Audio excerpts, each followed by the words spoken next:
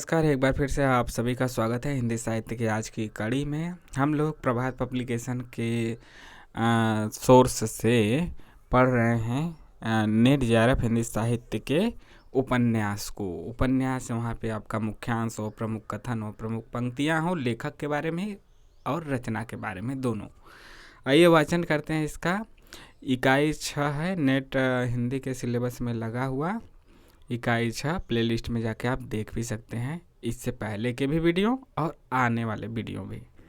तो प्लेलिस्ट को ज़रूर खंगालें और आज का वीडियो भी देखें।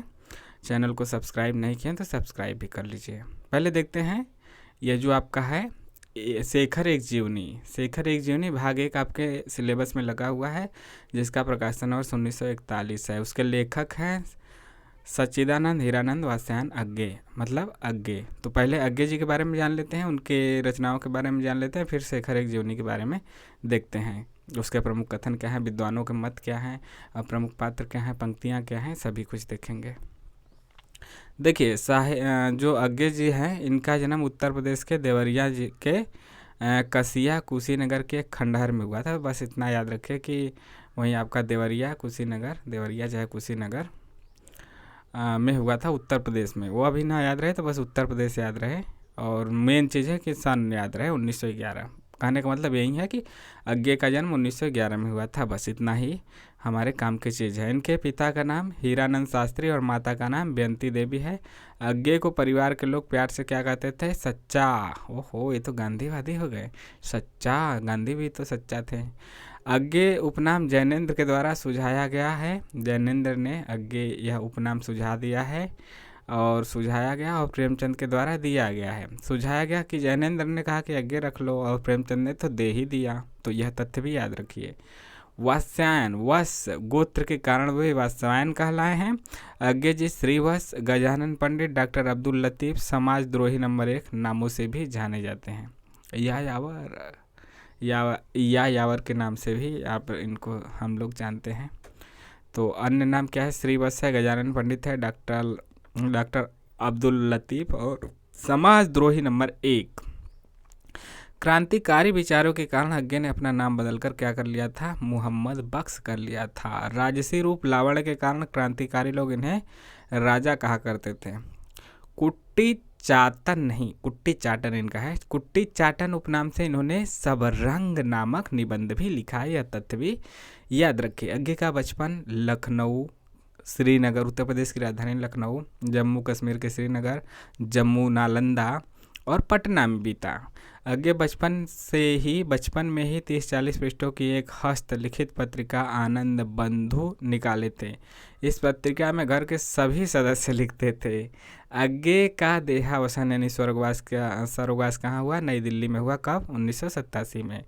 यह जानकारी के लिए याद कर सकते हैं सन मरने वाला, लेकिन ज़्यादा चीज़ हमें क्या याद रखना है कि इनके जन्म को याद रखना है, जन्म को। फिर भी देखिए 11 से 87 मतलब 77-76 साल जिए। बाल्यावस्था में ही इलाहाबाद की एक बालचर पत्रिका सेवा में पहली कहानी इनकी प्रकाशित हुई है, और लाहौर में अपने कॉलेज की पत्रिका में पहली कविता इनकी छपी। रविंद्र के यह गीतांजलि, जो रविंद्र मतलब रविंद्रनाथ टैगोर के गीतांजलि से बड़ा प्रभावित थे। अग्गे ने दिल्ली जेल में मात्र 3-4 दिन में ही उपन्यासात्मक आत्मकथा लिखा है, शेखर एक जीवनी। दिल्ली में जेल में 3-4 दिन में ही यह लिख दिया उन्होंने। उस समय अग्गे मात्र 19 साल के थे। और देखिए यह आपका इतना बढ़िया उपन्यास हो गया कि यह नेट के सिलेबस में भी आ गया। उपन्यास जो भी नेट के सिलेबस में है वह बेहतरीन है। दिल्ली जेल में ही अग्गे ने भग्नदूत और चिंता संग्रह की कविताएं और विपथगा की कहानियां लिखी हैं। ये सब एक एक लाइन क्या है, एक एक लाइन आपका एक एक क्वेश्चन के रूप में उभरेगा। अग्गे मार्क्सवाद से प्रभावित न होकर M.N. राय और फ्रायड से अधिक प्रभावित थे। अग्गे के संपादकत्व में 4 सप्तक प्रकाशित हो चुका है। सभी सप्तकों में 7 कवियों को रखा गया। सप्तक का मतलब 7 होता है, तो सभी में 7 होंगे। 4 सप्तक हो चुके हैं, 4 सप्तक। अज्ञे ने 1943 में प्रयोगवाद का आरंभ तार सप्तक के संपादकत्व से किया है। राजकमल ने अज्ञे की जीवनी शिखर से सागर तक नाम लिखी है। राजकमल ने अज्ञे की जीवनी शिखर से सागर तक नाम से लिखी। अज्ञे प्रयोगवाद काव्य धारा के प्रवर्तक माने जाते हैं। प्रयोगवाद तार सप्तक 1943 जो पहला आया 1943 के कवि कौन कौन है यह भी याद रखें, क्योंकि अज्ञे जी से जुड़ा हुआ है। अज्ञे जी ने यह शुरू किया, अज्ञे ने संपादकत्व किया, तो इम्पोर्टेंट है। इसमें अज्ञे हैं, रामविलास शर्मा है। मतलब पूछने का ये होगा ना कि पहले तार सप्तक के लेखक कौन नहीं है, तो ज़्यादा वहाँ पे आपको फंसाहट हो जाएगी। तो पहले अज्ञे, रामविलास शर्मा, गजानन माधव मुक्ति वो तीसरे, प्रभाकर माचवे चौथे, बलवंत पाँचवें, बलवंत देखिए अज्ञे 1, रामविलास शर्मा 2, मुक्तिबोध 3, माचवे 4, बलवंत 5, नेमीचंद जैन 6, गिरजा कुमार माथुर 7 और Bharat Bhushan Agarwal two two two two two two two. ये बलवंत कहाँ से आ गया? ठीक है ऐसा है कि बलवंत नेमीचंद जैन एक ही में है। बलवंत आपने कोई लेखक का नाम ऐसा सुना नहीं होगा, नेमीचंद जैन, ठीक है पूरा नाम इनका। तो अज्ञे होंगे रामविलास शर्मा, गजानन मुक्तिबोध, प्रभाकर माचवे, बलवंत नेमीचंद जैन और गिरजा कुमार माथुर और भारत भूषण अग्रवाल। अप्रभुगण अपरभू मतलब आप याद भी कर सकते हैं जहाँ पे यह ट्रिक दिया गया है। क्या? अ से अज्ञे, आर से रामविलास शर्मा, जी से गजानन माधव मुक्तिबोध, पी से प्रभाकर माचवे, एन से नेमीचंद जैन, जी से गिरजा कुमार माथुर और बी से भारत भूषण अग्रवाल। न तो यहाँ से ARGP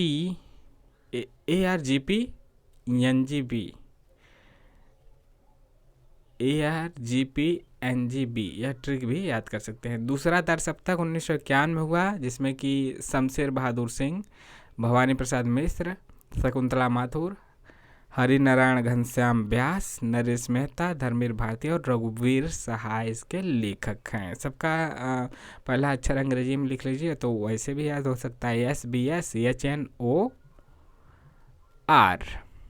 HNDR ओ नहीं डी से मतलब वही पहला अक्षर है। इसमें आपको घबराने या न समझने जैसी कोई बात नहीं है। तीसरा तार सप्तक 1959 में प्रकाशित हुआ। प्रयाग नारायण त्रिपाठी, मदन वासैन, विजय देव नारायण शाही, कुंवर नारायण, सर्वेश्वर दयाल सक्सेना, केदारनाथ सिंह और कीर्ति चौधरी। तो सभी का पहला अक्षर निकाल लेंगे तो ऐसे बन सकता है। तो इसको भी आप PMV KSK ऐसे भी देखा जा सकता है। लेकिन यह ट्रिक क्या होता है कि भूल भी जाता है, तो हम यदि लेखकों पे गौर करें तो लंबे समय तक इसको हम याद कर सकते हैं। चौथा तार सप्तक की बात की जाए तो 1979 में हुआ। इसमें थोड़ा सा ये नए लेखक इसमें हैं। अवधेश कुमार, राजकुमार कुंभज, स्वदेश भारती, नंद किशोराचार्य, सुमन रांची, श्रीराम वर्मा और राजेंद्र किशोर इसमें है। ARSN इसका ट्रिक हो गया। आचार्य शुक्ल ने अज्ञों को कठिन, यह आपके आचार्य की पुस्तक पढ़ेंगे ना शुक्ल जी की, तो उसमें भी कहा गया है कठिन गद्य का प्रेत। अज्ञे जी को इन्होंने कहा है कठिन गद्य का प्रेत। अज्ञे अस्तित्ववाद में आस्था रखने वाले कवि हैं। अज्ञे को प्रयोगवाद तथा नई कविता का सलाहकार पुरुष कहा जाता है। प्रभाकर माचवे ने अज्ञे को आधुनिक युग का कबीर भी कहा है। अब देखते हैं अज्ञे की प्रमुख रचनाएं। रचना देखना बहुत ज़रूरी है क्योंकि हम लोग यह पढ़ रहे हैं। उपन्यास की बात की जाए तो शेखर एक जीवनी, मतलब जो भी नेट के सिलेबस में लगी हुई रचनाएं हैं और उसके लेखक हैं, तो उन लेखक के आपके सभी रचनाओं को याद रखना है, चाहे कविता हो, नाटक हो, निबंध हो, उपन्यास हो, सभी। शेखर एक जीवनी प्रथम भाग 1941 में प्रकाशित हुआ, यह हम लोगों के सिलेबस में है। दूसरा भाग 1944 में प्रकाशित हुआ, सिलेबस में नहीं है। उसके बावजूद भी आप जानकारी के लिए दूसरा भाग पढ़ सकते हैं कि उसके कहानी के आगे क्या हुआ, पढ़ सकते हैं। उसके लिए आगे इनका नदी के द्वीप है 1951 का है। अपने अपने अजनबी 1961 का है। अब बात करते हैं कहानी संग्रह की, तो विपथगा 1937 का है। कोठरी की बात विपथगा 1937 की है। और मतलब कालक्रमानुसार चलते हैं। परंपरा 1944 की है, कोठरी के बाद 1945 की है, शरणार्थी 1948 की है, जयदोल 1951 का, अमर वल्लरी 1954 का, ए तेरे प्रतिरूप 1961 का, जिज्ञासा और अन्य कहानियाँ 1965 का, आगे की संपूर्ण कहानियाँ खंड 1 और खंड 2 दो भागों में 1975 में। काव्य संग्रह भग्नदूत 1933, चिंता 1942, इत्यालम 1946। हरी घास पर क्षणभर काफ़ी ज़्यादा फेमस ये कहानी रही है। काव्य संग्रह 1900, काव्य संग्रह का मतलब एक, इसमें कई कहानियाँ रहेंगी एक काव्य संग्रह में। हरी घास पर क्षणभर 1949, बावरा अहेरी 1954, इंद्रधनुष रौदे हुए 1957, अरी हो करुणा प्रभा में 1959, आंगन के पुआर द्वार 1961 का है, पूर्वा 1965 का है, सुनहले सवाल भी 1965 का है, कितनी नाव में कितनी बार 1967 का, क्योंकि मैं उसे जानता हूँ 1969 का, सागर मुद्रा 1970, पहले मैं सन्नाटा बुनता हूँ काफ़ी ज़्यादा फेमस 1973 का, महावृक्ष के नीचे 1977, नदी की बाग पर छाया 1981, ऐसा कोई घर आपने देखा है 1986, प्रिजन डेज एंड अंदर prison days and other poems अंग्रेजी में 1946, सर्जना के क्षण 1979। यात्रा साहित्य में बात की जाए तो अरे यायावर रहेगा याद 1953, या आपके नेट के सिलेबस में भी लगा है, इकाई 10 में अन्य गद्य विधाएं में, और इसको भी आपको ज़रूर पढ़ना चाहिए। इसीलिए तो इनको यायावर के नाम से जाना जाता है, यायावर के नाम से भी जाना जाता है। और इससे पहले जो हमने सभी उपनाम पढ़े वह भी याद रखें। 1953, अरे यायावर रहेगा याद, एक बूंद सहसा उछली 1960 का। और एक बूंद सहसा उछली यह क्या है कि इनके विदेशी जीवन के यात्रा पे आधारित है, विदेशी जीवन पे इन्होंने वह लिखा है। अरे यायावर रहेगा याद भारतीय जीवन में, भारत के ऊपर, भारत के दौरा किए हैं, जबकि एक बूंद सहसा उछली विदेशी पृष्ठभूमि है, विदेशों का चर्चा है उसमें, जहाँ जहाँ घूमे हैं विदेश में। संस्मरण की बात की जाए तो स्मृति लेखा 1982 की है। नाटक की बात की जाए तो उत्तर प्रियदर्शी 1967 की है। कठिन हो सकता है आपके लिए, पूछा जाए कि उत्तर प्रियदर्शी किसका नाटक है तो यह नहीं ज़्यादातर लोग बता पाएंगे, आगे का है, ज़्यादातर लोग इसको नहीं बता पाएंगे। 1967 का उत्तर प्रियदर्शी नाटक आगे का। समालोचना की बात की जाए तो हिंदी साहित्य एक आधुनिक परिदृश्य 1967 का इनका आलोचनात्मक पुस्तक है। बाकी पत्रकारिता और उनके संपादक की बात की जाए, उनके संपादन की बात की जाए तो सैनिक का 1936 में इन्होंने किया, विशाल भारत का 1937 में, प्रतीक का 1947 में, दिनमान का भी किया 1965 में, एवरी मेंस का 1972 में और नया प्रतीक का 1973 में। निबंध संग्रह इन्होंने काफ़ी ज़्यादा लिखे हैं, देखते हैं। त्रिशंकु मनु भंडारी का कहानी भी है, ठीक है। तो त्रिशंकु इनका क्या है, त्रिशंकु कई रचनाएं हैं। त्रिशंकु अज्ञे जी का क्या है, निबंध है 1945 का। सबरंग कुछ राग 1956 का निबंध है, संग्रह है।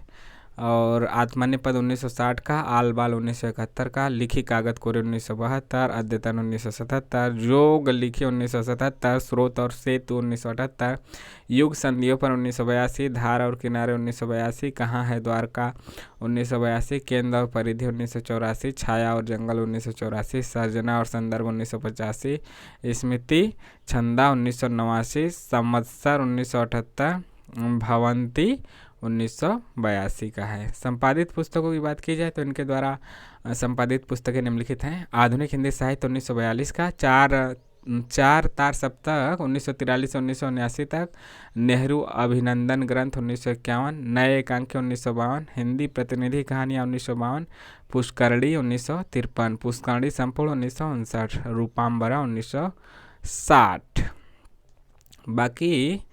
बाकी भी इनको प्राप्त पुरस्कार की बात की जाए तो साहित्य अकादमी पुरस्कार 1964 में मिला है इनकी रचना आंगन के पार द्वार पे, और ज्ञानपीठ पुरस्कार 1978 में मिला है कितनी नाव में कितनी बार काव्य संग्रह पे। स्वर्ण माला पुरस्कार 1983 में मिला है इनको, ठीक है। स्वर्ण माला पुरस्कार 1983 में यूगोस्लाविया मतलब अब देखते हैं आगे के उपन्यासों की बात करते हैं, क्योंकि यह उपन्यास है जो आपके सिलेबस में है, तो इनके उपन्यासों की चर्चा बहुत ज़रूरी है। क्या क्या क्या क्या बहुत ज़रूरी है? क्यों नहीं? नहीं ज़रूरी है, ज़रूरी है। जो रचना सिलेबस में लगी है उसी विधा की अन्य रचनाएं तो ज़रूरी है ही, उसके अलावा अन्य रचनाएं तो ज़रूरी है ही। तो उपन्यास को तो आप बिल्कुल छोड़ नहीं सकते हैं। शेखर एक जीवनी भाग 1 1941 में, यही हमारे सिलेबस में है। दूसरा भाग कब हुआ? शेखर एक जीवनी भाग 2 1944 में, 3 साल बाद। नदी के द्वीप क्या है? 1951 का इनका तीसरा भाग है आत्मकथा का। अपने अपने अजनबी 1961 का है, मतलब आत्मकथा जीवनी का दूसरा भाग। अज्ञे शेखर जीवनी का तीसरा, मतलब अपने जीवन पे लिखेंगे तो आत्मकथा, दूसरे के जीवन पे लिखेंगे तो जीवनी। तो ये जीवनी है, एक जीवनी शेखर के ऊपर। एक जीवनी का तीसरा भाग भी लिखा था, पर उसमें कुछ संशोधन करना चाहते थे जो नहीं कर सके, जिस कारण वह नहीं छप सका। नदी के द्वीप सच्चिदानंद हीरानंद वसानंदे वात्स्यायन का दूसरा उपन्यास नदी के द्वीप है। यह एक मनोवैज्ञानिक उपन्यास है। क्या है? मनोवैज्ञानिक उपन्यास है और यौन संबंधों को केंद्र में रखकर लिखा गया है। नदी के द्वीप को, यौन संबंध मतलब वही सेक्स से रिलेटेड चीज़ है, जिसको सुन के हम भारतीयों के कान खड़ी हो जाती हैं। अच्छा, कहाँ, मतलब ये कहाँ से आ गया, कैसे आ गया, मतलब ऐसा इसमें कहा गया है। इस उपन्यास के मुख्य पात्रों की बात की जाए तो शेखर एक जीवनी के मुख्य पात्र में शेखर तो रहेगा ही, उसके अलावा भुवन, रेखा, गौरा, चंद्र माधव तथा गौड़ पात्रों में हेमेंद्र और डॉक्टर रमेश चंद्र हैं। भुवन विज्ञान का प्रोफेसर है तथा गौरा भुवन की छात्रा है।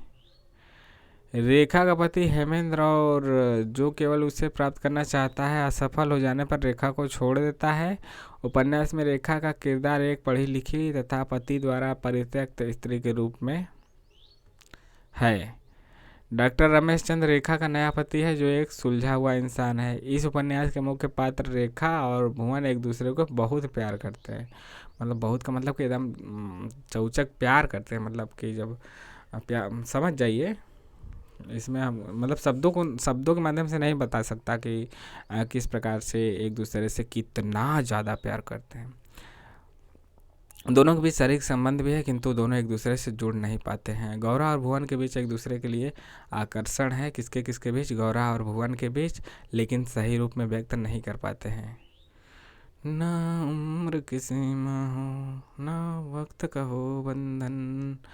वस्तुतः नदी के द्वीप में नदी और द्वीप के बहाने समाज और व्यक्ति के संबंध को तलाशने की कोशिश ही इस उपन्यास का वर्ण विषय है। तो इसमें क्या, जो एक केंद्रीय बिंदु की बात की जाए तो इस उपन्यास के बहाने लेखक ने क्या किया है, लेखक यानी कि अपने अज्ञे जी, उन्होंने समाज और व्यक्ति के संबंध को तलाशने की कोशिश की है। ठीक है, यही उसका गूढ़ और मूल केंद्रिक विषय है। किसमें? नदी के द्वीप के बहाने। और अपने अपने अजनबी, जो यह कहानी है, उपन्यास है, अपने अपने अजनबी, एक मिनट,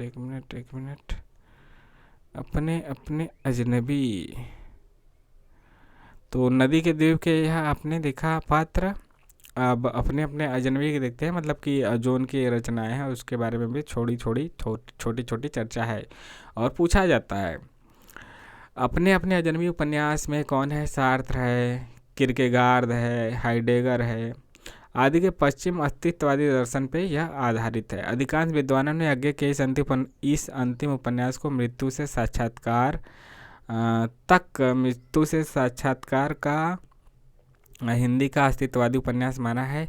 इस उपन्यास की रचना अज्ञे ने मात्र 3 दिनों में की थी और एक ही बैठक में अपने सेक्रेटरी के पास टाइप करा दिया था। और इस उपन्यास के पात्र विदेशी हैं और कहानी भी विदेशों में घटित होती है। इस उपन्यास में मूलतः 2 पात्र हैं, योके और सेल्मा। योके क्या है? युवती है, और ऐसे नाम से, ऐसे अंडे बंडे नाम रहता है ना, पता नहीं चलता कि कौन युवक है कौन युवती है, कौन नायक है कौन नायिका। तो योके क्या है कि युवती है, मतलब लड़की है, नहीं, हाँ, योके क्या है? योके और सेल्मा है। योके क्या है? लड़की है, और सेल्मा क्या है? वृद्ध है। अच्छा, वृद्ध है। इस मनोवैज्ञानिक उपन्यास की मूल समस्या है मृत्यु के पार जाने की करुण असहायता से मुक्ति का मार्ग कैसे पाया जाए।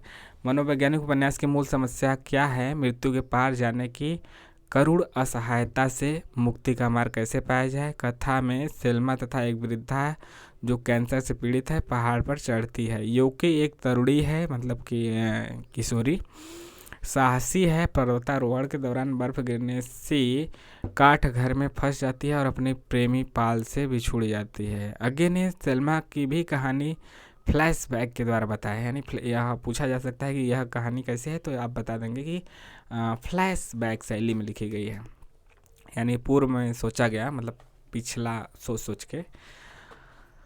पास्ट, जिसमें सेल्मा किसी यान युवक से विवाह करती है और बाद में उस यान की मृत्यु हो जाती है। योके काटघर से मुक्त होने पर जर्मन सिपाहियों के द्वारा पकड़ी जाती है। जर्मन सिपाही उसका सील भंग कर वेश्या बना देता है, यानी कि उसके साथ अत्याचार करते हैं, यानी कि यौन हिंसा करते हैं और फिर उसे वेश्या बना देते हैं। योके मानसिक रूप से विक्षिप्त हो जाती है, और कोई भी विक्षिप्त हो सकता है जब इसके साथ यह होगा। तो जीवन के अंतिम समय में योके विषपान कर लेती है, यानी कि आत्मदाह, और अपनी पूरी कहानी जग नायक को सुनाकर मर जाती है। जग नायक को सुना के मर जाती है बेचारी।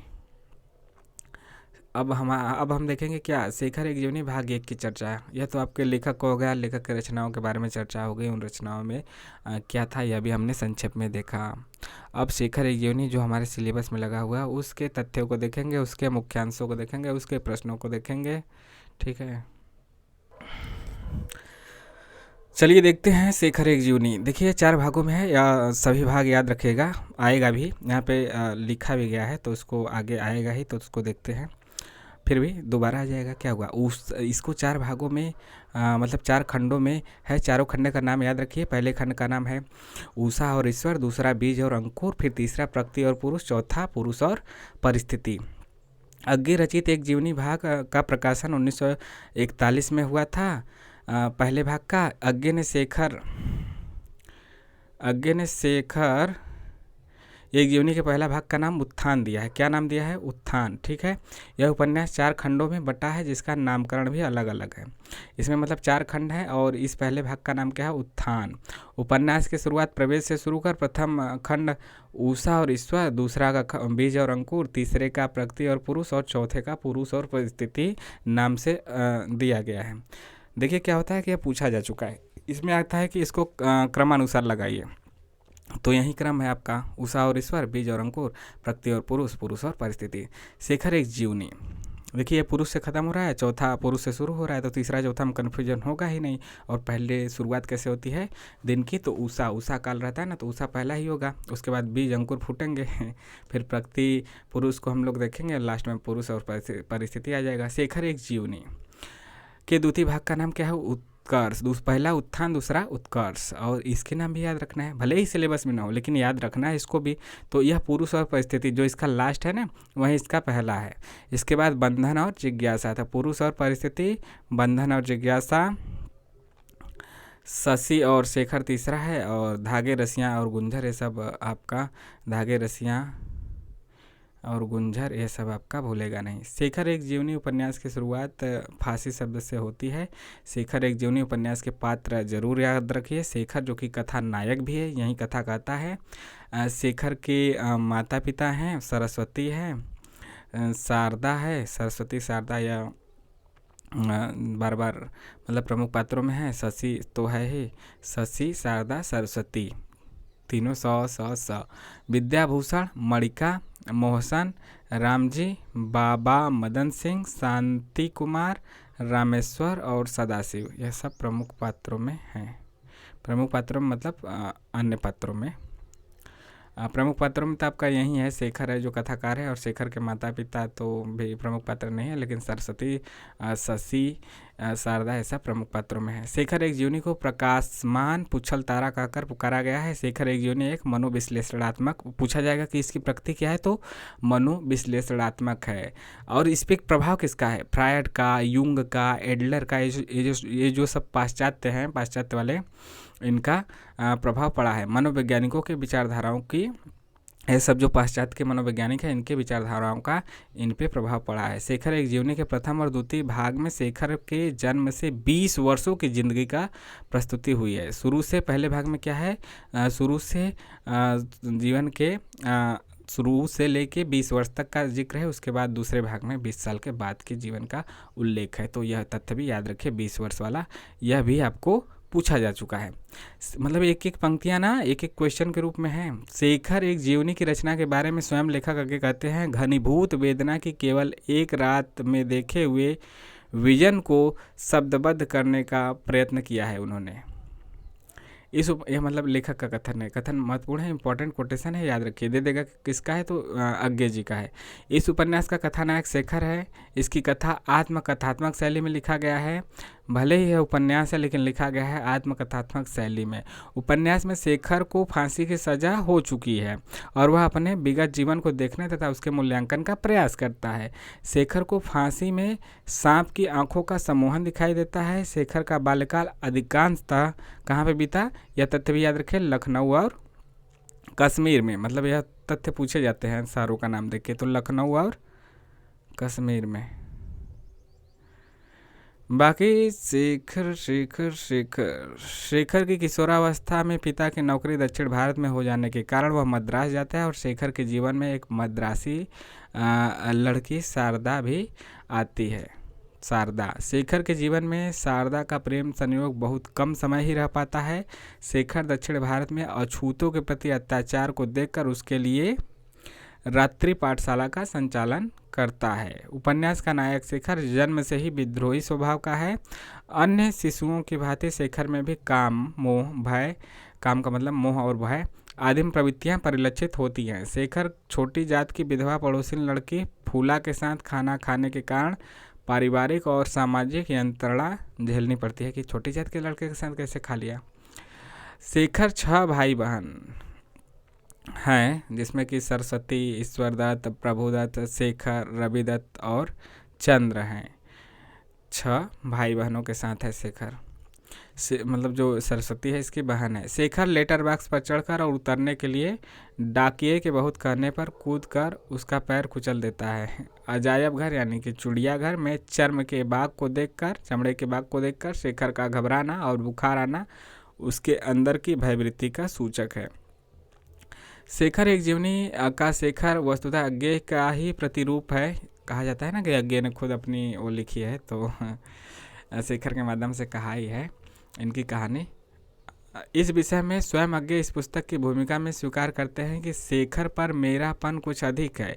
शेखर निसंदेह एक व्यक्ति का निजी दस्तावेज है, यद्यपि वह साथ ही उस व्यक्ति के युग संघर्ष का भी प्रतिबिंब है। यानी कि शेखर के जीवन पे अज्ञे के जीवन का प्रभाव पड़ा है। मतलब उसका मेरापन उस पर जरूर, मतलब शेखर ने उस पर जरूर अपनेपन को लादा है। शेखर के माध्यम से इन्होंने कहलवाया है। शेखर का विद्रोह किसी निश्चित संस्था, समाज या विचार से नहीं वरन समग्र अस्तित्व मात्र से है। अपनी माँ के प्रति शेखर के विद्रोह का कारण था माँ की ओर से शेखर को समझाने की शक्ति का अभाव। माँ की ओर से होने वाला भावहीन व्यवहार, उसके अहम को ठेस पहुँचाने वाला माँ के शब्द और शेखर को विद्रोही बना देता है। ये सब चीज़ें शेखर के अनुसार यह पंक्ति किसका है तो शेखर का है। कोटेशन याद रखें, क्रांतिकारी बनाए नहीं जाते, जन्मजात होते हैं। शेखर गांधी के असहयोग आंदोलन से प्रभावित हो विदेशी कपड़ों की होली जलाता है और यह नारा लगाता है कि गांधी का बोल वाला दुश्मन का हो मुँह काला। शेखर में उसके क्रांतिकारी रूप से ज़्यादा प्रभावशाली प्रेमी रूप है। शेखर का मानना है कि स्त्री पुरुष के बीच चाहे जितनी मैत्री हो किंतु संसार के लोग उनके संबंध को गलत नज़र से ही देखते हैं। सरस्वती शेखर की सगी बहन है, वह शेखर की प्रेरक मूर्ति और गुरु भी है। सरस्वती छाया की भांति शेखर से जुड़ी रहती है। शेखर के व्यक्तित्व को पूर्ण बनाने में उसका महत्वपूर्ण सहयोग रहता है। सरस्वती समाज की वैसी लड़की का भी प्रतीक है जो माता पिता की आज्ञा का पालन करने के लिए अपनी इच्छा के विरुद्ध लड़का से शादी करने को मजबूर है। यह तथ्य याद रखिए, जो पढ़े होंगे उनको तो पता ही होगा। शारदा शेखर के जीवन में आने वाली दूसरी युवती है और वह मद्रास की है। जैसा बताया जा चुका है कि इनका परिवार मद्रास गया तो फिर वहाँ पे शारदा इनको मिली। शारदा का चंचल स्वभाव, अस्पष्टवादिता आदि गुणों से रीझ कर शेखर उनसे जुड़ता है, यानी कि प्रेम करता है। शेखर अंग्रेजी अच्छी तरह पढ़ लिख लेती है। शारदा अंग्रेजी अच्छी तरह लिख पढ़ लेती है। शारदा स्नेह और सौंदर्य की साक्षात मूर्ति है। सुंदर थी मतलब। शारदा को अंग्रेजी कवि टेनिसन की कविता अच्छी लगती है। जब पंक्ति पूछी जा सकती है कि शारदा को किसकी कविता अच्छी लगती थी, तो किस अंग्रेजी कवि की, तो टेनिसन टेनिसन टेनिसन। शेखर एक बार शारदा के सामने समुद्र में गिर जाने की बात करता है, जिससे वह गिर पड़ती है और शेखर को स्नेहपूर्वक समझाते हुए फिर कभी ऐसा नहीं कहने का वचन मांगती है। शेखर के प्रति मन में अपार श्रद्धा और अपूर्व प्रेम होने के बावजूद भी शारदा कभी शब्दों के द्वारा शेखर के सामने इसे व्यक्त नहीं करती है। शेखर किशोरावस्था के प्रारंभिक दौरे में समलैंगिक प्रेम से भी गुजरता है। मद्रास में पढ़ते हुए कुमार और शेखर का प्रेम इसी स्तर का है। तो समलैंगिक प्रेम किससे हुआ था? कुमार से शेखर का, यह भी याद रखें। एक समय ऐसा भी आता है कि शारदा के मन से शेखर के प्रति श्रद्धा और स्नेह समाप्त हो जाता है और वह कहती है, तुम्हें प्यार? मुझे खेद है कि मैंने तुझसे कभी बात भी की। शारदा के जाने के बाद शेखर के जीवन में शांति नामक एक ऐसी लड़की का आगमन होता है जो जीवन से निराश है, उपेक्षाओं के गर्त में गिरी है, जीवन में संघर्षों के बीच जीती है, क्षय रोग से पीड़ित है यानी टीबी से पीड़ित है, जिसका नाम है शांति। लेकिन उसके जीवन में शांति नहीं है। शेखर के मतलब शांति नहीं, अब इतना चीज़ इतना पीड़ा से है तो शांति कहाँ से होगी। शेखर के जीवन में शांति के प्रवेश होने के बाद ही उसके संपूर्ण जीवन विषयक अंतर्बाह्य प्रश्नों का संश्लेषण विश्लेषण के बाद समाधान हो जाता है। शांति की बीमारी की अवस्था में एक दिन अचानक मौत हो जाती है। शांति मर जाती है। क्षय से तो पीड़ित है ही, क्षय रोग से। शशि शेखर के बाल्यावस्था से ही जुड़ी है, जो युवावस्था में उसकी प्रेमिका बनती है। शशि शेखर जो शशि है, शशि शेखर की कौन है? मौसेरी बहन है, यानी कि मम्मी की बहन की लड़की। किंतु शेखर उसे बहन नहीं शशि ही मानता है।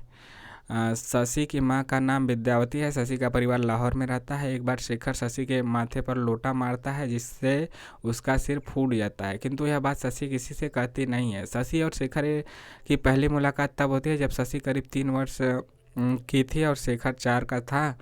तो 3 बरस की, मैं 4 बरस का। पुनः दोनों की मुलाकात करीब 10 वर्षों के बाद होती है, यानी कि 10 3 13, एक 13 का हो जाएगा। शशि 13 की और शेखर 14 का। तो 13 बरस की, मैं 14 बरस का। शशि के पिता मृत्यु हो जाने के बाद उसे सांत्वना देने के लिए शेखर आता है और शशि के पिता की मृत्यु हो जाने के बाद उसे सांत्वना देने के लिए शेखर आता है और इसी मुलाकात में दोनों में प्रेम हो जाता है। शशि शेखर के लिए रोटी लाती है, तभी दोनों के बीच प्रेम पनपता है। शशि का संपूर्ण व्यक्तित्व शेखर पर समर्पित है। वह नायक की प्रेरक शक्ति और हृदय की अतृप्ति को पूर्णतः दीप्ति में बदलने वाली है। लाहौर में राष्ट्रीय कांग्रेस के अधिवेशन में शेखर एक स्वयंसेवक के रूप में भाग लेता है और एक CID वाले विवाद होने के कारण जेल चला जाता है। जेल में शेखर की मुलाकात क्रांतिकारी बाबा मदन सिंह से होती है। इंपॉर्टेंट है कि जेल में शेखर की मुलाकात किससे होती है, तो क्रांतिकारी बाबा मदन सिंह से। जेल में ही शशि के पत्र के द्वारा शेखर को जानकारी मिलती है कि उसकी शादी उसके इच्छा के विरुद्ध हो रही है। शेखर के विरुद्ध गवाह नहीं मिलने के कारण उसे रिहा कर दिया जाता है। जेल से छूटने के बाद शेखर शशि के घर जाता है, जहां उसका पति रामेश्वर, तो शशि का पति कौन है? रामेश्वर, अनिच्छापूर्वक स्वागत करता है और कारण शशि और शेखर के संबंधों को लेकर उसे पूर्व से ही संदेह है कि इन लोगों में चक्कर चल रहा था, प्रेम था शशि और शेखर में। तो रामेश्वर भी वहीं इसीलिए नहीं स्वागत करता अच्छे से। शेखर ग्वाल मंडी में कमरा लेकर रहता है। तो शेखर कहाँ रहता है? ग्वाल मंडी में कमरा लेकर, या ग्वाल मंडी याद रखें, और जहाँ शशि उसे पुस्तक लिखने के लिए प्रेरित करती है। शेखर शशि के कहने पर हमारा समाज नामक पुस्तक लिखता है। तो शेखर शशि के कहने पर कौन सा पुस्तक लिखता है? हमारा समाज। किंतु प्रकाशक इस शर्त पर शेखर को 60 रुपये देता है कि इस पुस्तक पर नाम किसी और का होगा, मतलब किसी और का नाम होगा, ऐसा कह के उसको देता है। मतलब कि अब 60 रुपये देता है, लेकिन मूल तो शेखर लिखा है, लेकिन वह किसी और का नाम दे देगा, पैसा खूब छापेंगे वो सब। एक समय ऐसा आता है कि शशि और शेखर के रिश्तों पर संदेह करते हुए शशि को उसका पति छोड़ देता है और तब शशि शेखर के पास रहने लगती है। अच्छा, ऐसा हुआ था। विद्याभूषण के कहने पर शेखर क्रांतिकारी उपन्यास लिखता है। तो शेखर कौन सा उपन्यास लिखता है? क्रांतिकारी उपन्यास। किसके कहने पे? विद्याभूषण के कहने पे। यह तथ्य भी याद रखें, जिससे उसे 250 रुपये मिलते हैं। 250, उस समय 250 मतलब कि उसकी बहुत बड़ी कीमत है। उस समय 41 में। शेखर अपने क्रांतिकारी उपन्यास के कारण गिरफ्तारी के भय से दिल्ली चला जाता है। शेखर एक जीवनी उपन्यास में पाश्चात्य संस्कृति से ओतप्रोत भारतीय परंपराओं से विद्रोह करती मर्यादा और नैतिकता को मजाक में समझने वाली एक स्त्री पात्र है जिसका नाम है मणिका। आधुनिकता से यह भी याद रखिए मणिका कैसी पात्र है, मतलब वह विद्रोही स्वभाव की है, आधुनिक लड़की है, उस समय से लोहा लेने वाली। आधुनिकता से लबरेज मणिका शेखर के प्रति आकृष्ट होती है क्योंकि शेखर का स्वभाव भी कुछ विद्रोही है, मणिका का भी विद्रोही है, तो दोनों एक दूसरे के प्रति आकृष्ट होते हैं। शेखर एक जीवनी में कई शिल्प विधियों का प्रयोग हुआ है। इस उपन्यास में निम्नलिखित शैलियाँ आई हैं, तो शैलियों को भी एक सरसरी निगाह से देखिए कि कौन कौन शैलियाँ हैं। जीवनी शैली है और प्रत्यावलोकन या फिर स्मृत्यावलोकन शैली है, यानी स्मृति को याद करके, पुरानी चीज़ों को याद करके लिखी गई जीवनी है। वर्णात्मक शैली है, विवेचनात्मक शैली है, मनोविश्लेषणात्मक शैली है, मनोविश्लेषणात्मक शैली पद्धति है या शैली है, चित्रात्मक या नाट्यात्मक शैली है, पत्रात्मक पद्धति शैली या फिर आत्मसंलाप शैली भी है, प्रतीकात्मक शैली भी है। तो इतनी शैलियों का लगभग 10 शैली यहाँ पे दिए गए हैं, तो 10 शैलियों का इसमें प्रयोग हुआ है। तो इसमें से कोई भी है तो आप लगा दीजिएगा, सही है। इसको बस सरसरी निगाह से देख लेना है। बाकी देखते हैं शेखर एक जीवनी में अज्ञे का यथार्थ क्या रहा है। यहाँ से देखते हैं प्रमुख चीज़ें। अज्ञे ने शेखर एक जीवनी में माना है कि शेखर में मेरापन कुछ अधिक है। वस्तुतः शेखर अज्ञे ही है। जब माना है कि अज्ञे की ही कहानी है, माना है, लेकिन पूर्णतः स्वीकार नहीं किया, लेकिन माने है कि ज़्यादातर है। अज्ञे ने राम कमल राय को दिए साक्षात्कार में यह स्वीकार किया कि उन जन्म और शेखर के जन्म का वृत्तांत एक ही है। उनके जन्म और शेखर के जन्म का वृत्तांत एक ही है। अज्ञे के जीवन का अध्ययन और शेखर के अध्ययन में भी समानता है। उपन्यास में जो अंग्रेजी के अध्यापक मिस्टर गैस हैं, याद रखिए अंग्रेजी के अध्यापक कौन थे? मिस्टर गैस, गैस नहीं, सिलेंडर वाला, उनका नाम है गैस। अंग्रेजी में तो क्या करेंगे, अंग्रेजी अध्यापक भी है। वह अज्ञे के वास्तविक जीवन में गैस हैं, वास्तविक जीवन में भी गैस हैं। उपन्यास में आए थुक्कू मास्टर वाली घटना भी अज्ञे के जीवन की वास्तविक घटना है। थुक्कू मास्टर वाली माँ के साथ अविश्वास वाली घटना भी सच है। अज्ञे का माँ से उतना ही दूर था, नहीं बना जितना बुआ सुखदा से। बुआ सुखदा इनके प्रिय रही हैं, माँ से नहीं बना था। तो यह तथ्य भी मतलब दिया गया है इसलिए कि यह आपका अज्ञे के जीवन से मिलता जुलता है शेखर का चरित्र। शेखर का चरित्र आगे देखते हैं। थोड़ा सा उसमें एक एक लाइन मतलब एक दो शब्द कट गया था, तो भी दिक्कत की बात नहीं है, वो हमें समझ में आ गया।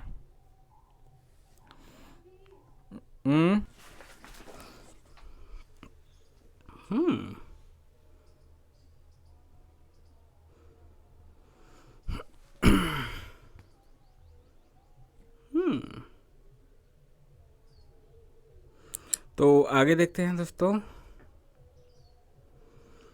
अज्ञे का शशि के बारे में कहना था। अज्ञे का शशि के जो पात्र है शशि, वह मेरी कई फुफेरी बहनें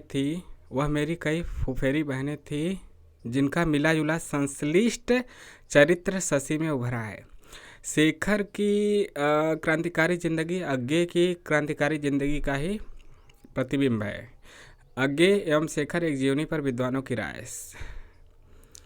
अज्ञे का और शेखर एक जीवनी पर विद्वानों की क्या राय है, देखते हैं अज्ञे के ऊपर और इनकी इस उपन्यास के ऊपर।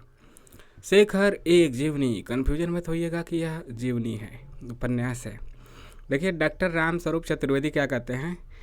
शेखर अपनी जिन गुणों की वजह से समकालीन हिंदी साहित्य पर छा गया और उत्तरोत्तर अपना प्रभाव गहरा करता गया, उनमें इस उपन्यास का नया रचना संगठन एक मुख्य तत्व है। तो उन्होंने रचना संगठन पे जोर दिया है राम स्वरूप चतुर्वेदी ने। डॉक्टर गणेशन ने क्या लिखा है, शेखर एक जीवनी के जीवन दर्शन। डॉक्टर गणेशन ने शेखर एक जीवनी के जीवन दर्शन पर कहा है कि हिंदी में शेखर, मतलब कोटेशन पूछा जा सकता है कि शेखर एक जीवनी के ऊपर किसका है, तो यह भी तथ्य याद रखें। इसलिए डॉक्टर गणेशन क्या कहे हैं, हिंदी में शेखर व्यक्ति की विविध मानसिक ग्रंथियों का विश्लेषण कर समझने का प्रयास है और आज तक किसी मनोवैज्ञानिक उपन्यास का अध्ययन शेखर से अधिक वैज्ञानिक नहीं हुआ है। इला चंद जोशी क्या कहते हैं, शेखर एक जीवनी ने 2 दशकों से अधिक का समय पार कर यह सिद्ध कर दिया कि सब मिलाकर पाठ की संवेदना उसके अनुकूल है। डॉक्टर केदारनाथ शर्मा कहते हैं, अज्ञे ने शेखर एक जीवनी की कथा में शेखर के जीवन के निर्माण, विनाशक तत्वों को, उसकी विकास दिशाओं का जितना चित्रण किया है उतना उसके जीवन का नहीं किया है, क्योंकि उनका मुख्य उद्देश्य किसी व्यक्ति विशेष के जीवन के मूल तत्वों का विश्लेषण, उनका अन्वेषण और उद्घाटन करना था। डॉक्टर केदारनाथ शर्मा क्या कहते हैं, बच्चे कहाँ से आते हैं, जान क्या होती है आदि बातों के उत्तर की जगह पर उसे यह कहा जाता है कि जाओ, भाग जाओ, बड़े होकर सोचना। यह संवाद उसके अहम को ठेस पहुंचाता है।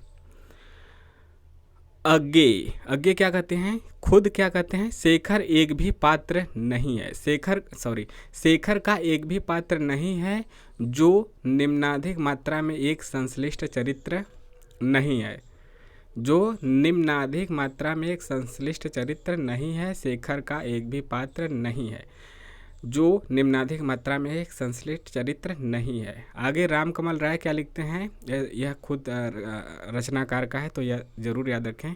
शेखर एक जीवनी जहाँ एक सर्जक व्यक्तित्व के निर्माण की कथा है, वहीं एक स्वाधीन व्यक्तित्व के निर्माण की भी कथा है। युगेश्वर जो काशी विद्यापीठ के हिंदी विभाग के आचार्य रहे हैं, महात्मा गांधी काशी विद्यापीठ वाराणसी यूनिवर्सिटी जो है उसके जो आचार्य रहे, उनका कहना है युगेश्वर का, शेखर एक जीवनी उतनी नहीं है जितनी है आत्मकथा। कितने सही बात बोले हैं, भले ही नाम जीवनी लग रही हो लेकिन है आत्मकथा। इसलिए इसमें घनीभूत वेदना है, जो घनीभूत पीड़ा प्रमाद के आंसू की निर्मात्री थी, जो घनीभूत पीड़ा प्रसाद के आंसू की निर्मात्री थी, वहीं घनीभूत वेदना इस शेखर की जीवनी में है। वहाँ भी दुर्दिन था, यहाँ भी दुर्दिन, फांसी की प्रतीक्षारत रात। यह जो काशी विद्यापीठ के आचार्य रहे हैं युगेश्वर, उनका हिंदी विभाग के युगेश्वर का यह कथन है। गोपाल राय कहते हैं, प्रकृति ने शेखर और शशि को भाई बहन बनाकर नहीं, प्रेमी प्रेमिका बनाकर ही भेजा है। भोला भाई पटेल कहते हैं, शेखर एक जीवनी में प्रथम पुरुष दृष्टिकोण है। उपन्यास का मैं प्रायः वह शेखर हो जाता है, फिर भी उपन्यास का संगठन प्रथम पुरुष दृष्टिकोण से ही निर्मित है। गिरिराज किशोर का कहना है, शेखर एक जीवनी इस बार पढ़ते समय मुझे यह बात गहराई से महसूस हुई कि अज्ञे का यह उपन्यास परतंत्रता के खिलाफ और आज़ादी के लिए खुली जद्दोजहद है, यानी विद्रोह, क्रांतिकारी। गिरिराज किशोर का कहना है, अरे अरे अरे अरे कहाँ गया, गिरिराज किशोर का कहना है, ओहो कहाँ गया। तो देखिए यहाँ गिरिराज किशोर का क्या कहना है, गिरिराज किशोर का उनका कहना है, शेखर एक जीवनी इस बार पढ़ते समय मुझे यह बात गहराई से महसूस हुई कि अज्ञे का यह उपन्यास परतंत्रता के खिलाफ और आज़ादी के लिए एक खुली जद्दोजहद है। आगे गिरिराज किशोर का दूसरा कथन क्या है, दूसरा जो है इनका कहना है, शेखर गोदान की ही परंपरा में उससे आगे की कड़ी है। मैं श्रेष्ठता असश्रेष्ठता की बात न करके उस श्रृंखला की कड़ी में जुड़ने वाली अगली कड़ी की बात करना चाहता हूं, जो कि शेखर है। इम्पोर्टेंट है। डॉक्टर कमल राय क्या कहते हैं, शेखर एक जीवनी को मैं हिंदी की 5 सबसे महत्वपूर्ण उपन्यासों में रखता हूं। तो हिंदी के 5 महत्वपूर्ण उपन्यासों में शेखर एक जीवनी को किसने रखा है, तो डॉक्टर राम कमल राय ने। नो, अच्छा यहाँ पे आ गया है,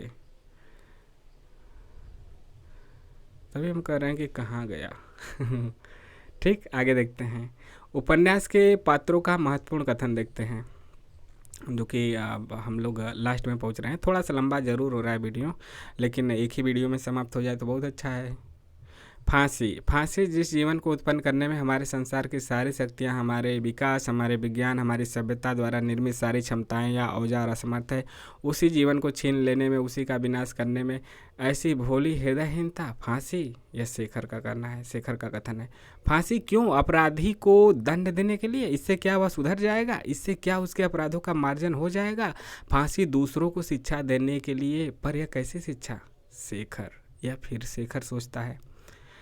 मुझे तो फांसी की कल्पना सदा मुग्ध ही करती रही है। उसमें सांप की आंखों सा एक अत्यंत तुषारमय किंतु अमोघ सम्मोहन होता है, यह भी शेखर का कथन है। शेखर सोच रहा है, तुम वह शान रही हो जिस पर मेरा जीवन बराबर चढ़ाया जाकर तेज होता रहा है, जिस पर मज मच कर मैं कुछ न बनूं, जिस पर मज मच कर मैं कुछ बना हूँ। ठीक है, मैं कुछ बना हूँ, शेखर का ही है। शेखर कोई बड़ा आदमी नहीं है, आगे का कहना है, शेखर कोई बड़ा आदमी नहीं है, वह अच्छा आदमी भी नहीं है, लेकिन वह मानवता की संचित अनुभूतियों के प्रकाश में ईमानदारी से अपने को पहचानने की कोशिश कर रहा है। वह जागरूक है, स्वतंत्र है और ईमानदार है। लेखक का स्वयं का कहना है, लेखक का कथन है, इम्पोर्टेंट है। चैनल को सब्सक्राइब भी कीजिएगा। Two two two two two two two two two two two two two two two. अरे यार, थोड़ा सा क्या है ना कि टेक्निकल प्रॉब्लम चल रही है। क्या है ना बच्चों, टेक्निकल प्रॉब्लम की वजह से चीज़ें जल्दी जल्दी काम नहीं कर रही हैं, चीज़ें अटक गई हैं। क्या चीज़ें अटक रही हैं?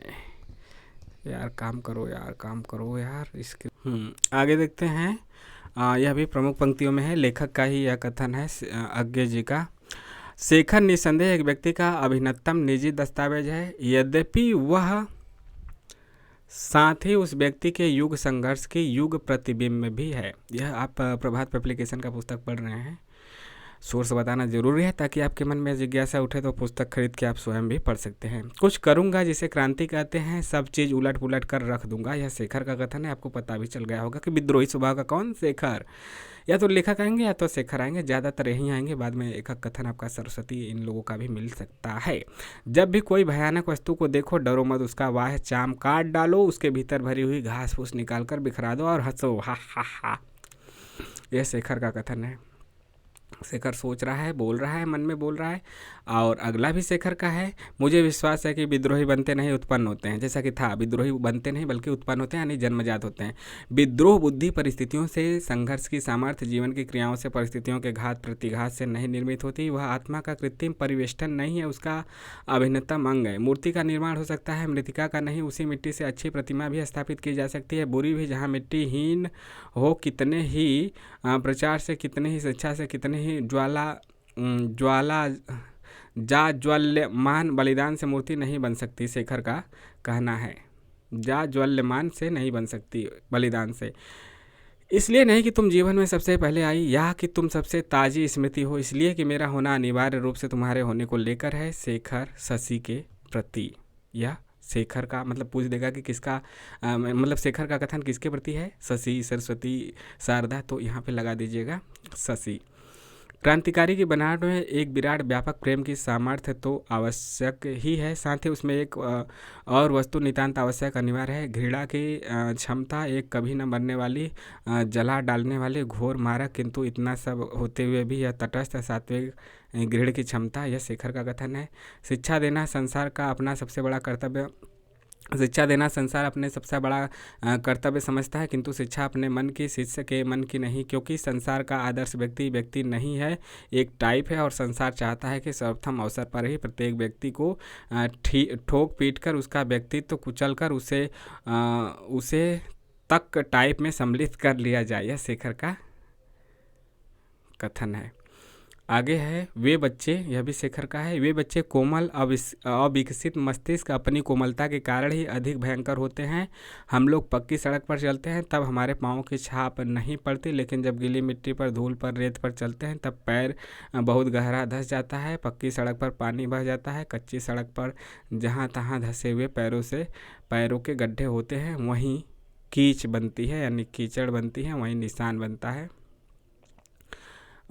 पक्के सड़क पे नहीं बनता है, यानी कि लकीर के फ़कीर न बन के हमें अपनी लकीर स्वयं बनानी चाहिए, हमें अपनी पगडंडियाँ स्वयं चलनी चाहिए। साहित्य मतलब लेखक ने अपने विचारों को शेखर के माध्यम से कहा है। साहित्य का निर्माण मानो जीवित मृत्यु का आह्वान है। साहित्यकार को निर्माण करके और लाभ भी तो क्या, साहित्यकार को निर्माण करके और आह्वान है। साहित्य का निर्माण मानो जीवित मृत्यु का आह्वान है। साहित्यकार को निर्माण करके और लाभ भी तो क्या, रचयिता होने का सुख भी नहीं मिलता। शेखर आगे शेखर का है, शायद मृत्यु का ज्ञान और जीवन की कामना एक ही चीज़ है। यह बहुत बार सुनने में आता है कि जीना वही जानता है जो मरना जानता है। सही बात है, बिल्कुल सही बात है। यह नहीं सुना जाता कि जीवन सबसे अधिक प्यारा उसी को होता है जो मरना जानता है। सही बात है, पर यह भी ध्रुव सत्य है। दोनों बातें बिल्कुल सत्य हैं। जो मरना जानेगा वही जीना जानेगा, जो मरना से डरेगा नहीं वही जी पाएगा। क्या प्यार की भावना किसी स्थूल एकाकी विषय से अलग नहीं की जा सकती? क्या जरूरी है कि मैं प्यार करता हूँ इस वाक्य का अनिवार्य अनुवर्ती हो? यह प्रश्न कि किसे प्यार और कौन भी एक ही हो। कौन, किसे प्यार, कौन? क्या सारी मानवता को ही प्यार नहीं किया जा सकता? क्या प्यार को ही प्यार नहीं किया जा सकता? कितना मतलब अंदर से सवाल उठा दिए हैं लेखक अज्ञे जी। यह भी शेखर का कथन है। उसके संसार के अलावा एक और संसार है जिसमें पक्षी रहते हैं, जिसमें स्वच्छंदता है, जिसमें विश्वास है, जिसमें स्नेह है, जिसमें सोचने की या फिर खेलने की अबाध स्वतंत्रता है, जिसका एकमात्र नियम है वही हो जो कि तुम हो। हाँ ठीक, कितनी बात है, शेखर का कथन है। लेखक के द्वारा कहलवाए हैं, लेखक स्वयं कहलवाए हैं शेखर के मुंह से। वह मतलब मैं भी यहाँ पे ऐड करना चाहता हूँ, वही हो जो कि तुम हो। इसका मतलब क्या हुआ कि तुम किसी को आदर्श मत मानो कि अरे हमें इनके जैसा बनना है, हमें इनके जैसा बनना है। तुम्हें किसके जैसा नहीं बनना है। तुम्हें जिनकी चीज़ें अच्छी लगती हैं उनको फॉलो करो, उनको मानो, उस पर चलो, लेकिन उनके जैसा बनने की कोशिश मत करो। तुम अपने जैसा, तुम जैसा हो वैसा बनने की कोशिश करो, उसको निखारो। दुख की छाया की तरह तपस्या ही है, उससे आत्मा शुद्ध होती है। यह शशि का कथन है। इस पत्र में प्यार की बातें नहीं करूँगी। शशि का कथन याद रखिए, शशि का कथन याद रखिए। फिर से पढ़ते हैं। दुख की छाया एक तरह की तपस्या ही है, इससे आत्मा शुद्ध होती है।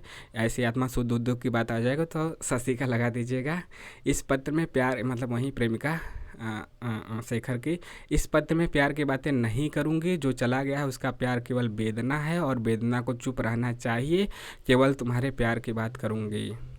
यह भी इम्पोर्टेंट है, शशि का कथन है शेखर के लिए। और हाई अंग्रेजी में जो लिखा है ना थोड़ा सा, यह शारदा का है। Such a big silly boy like you, अर्थात ऐसा बुद्ध जैसे तुम। शारदा जो मक्की, शारदा भी इनकी प्रेमिकाओं में से थी बहुत थोड़े समय के लिए। तो यहाँ पे प्रमुख कथन, मुख्यांश और प्रमुख पात्रों सहित लेखक के प्रमुख रचनाओं सहित विद्वानों के कथन सहित यहाँ पे आपका समाप्त हुआ। कैसा लगा ज़रूर कमेंट करके बताइएगा। हाँ PDF थोड़ा सा ब्लर, मतलब कि ब्लर नहीं है, साफ़ है लेकिन बिल्कुल साफ़ नहीं है, लेकिन इतना भी नहीं कि देखा ना जा सके। देखा ना जा सके तो सुना तो जा सकता है। तो आपको कैसा लगा कमेंट करके बताते रहिए। चैनल को सब्सक्राइब, लाइक, शेयर करते रहिए। मिलते हैं नेक्स्ट वीडियो में। कमेंट के माध्यम से अपने कैसा लगा सुझाव सवाल भेज सकते हैं, टेलीग्राम से भी जुड़ सकते हैं और सब्सक्राइब जरूर कीजिए। मिलते हैं नेक्स्ट वीडियो में। जय हिंद, जय भारत, आपका दिन शुभ हो।